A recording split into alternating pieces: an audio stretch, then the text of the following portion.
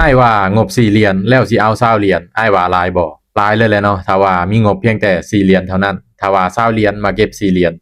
ตัวนี้พอพังอยู่เนาะถ้าว่า4เหรียญนี่เนาะถ้าว่าเฮาเดินเงินเสมอมันจะได้เพียงแต่4ออเดอร์เท่านั้นเนาะถ้าว่าเฮาคูณเงินมันจะบ่ได้เกิน2หรือ3ออเดอร์เนาะแต่ว่าถ้า all in วิน3ออเดอร์จึงจะได้20เหรียญเนาะ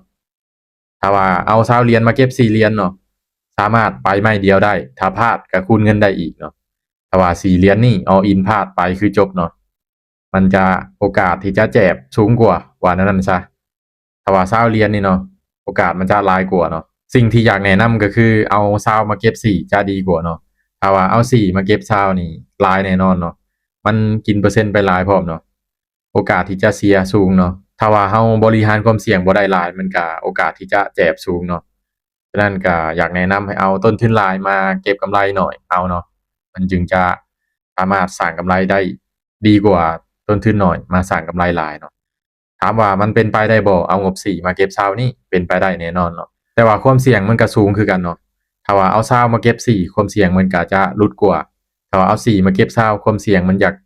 สูงเกินไปเนาะฉะนั้นก็อยากแนะนำให้เอา20มาเก็บ4จะเป็นการดีเนาะบ่แนะนำให้เอา4มาเก็บ20เนาะเพราะว่าการเทรดนี่เนาะเราต้องเอาต้นทุนหลายมาเก็บน้อยเอาเนาะ มันจึงจะสามารถอยู่ในตลาดได้โดนว่าซี้ซะเนาะสำหรับคนที่มีงบน้อยมีเพียงแต่4เหรียญนี่เก็บ1เหรียญก็ถือว่าเก่งแล้วเนาะถ้าว่าไปเก็บ20นี่โอ้มันยากๆเนาะมันยากฉะนั้นก็อยากแนะนำให้เก็บมื้อละ1เหรียญซะเนาะถ้าว่ามี4เหรียญหรือว่าเอา10เหรียญมาเก็บ1เหรียญ1%หรือว่า10%เนาะ10%จะเป็นการดีเนาะสำหรับการเทรดเนาะ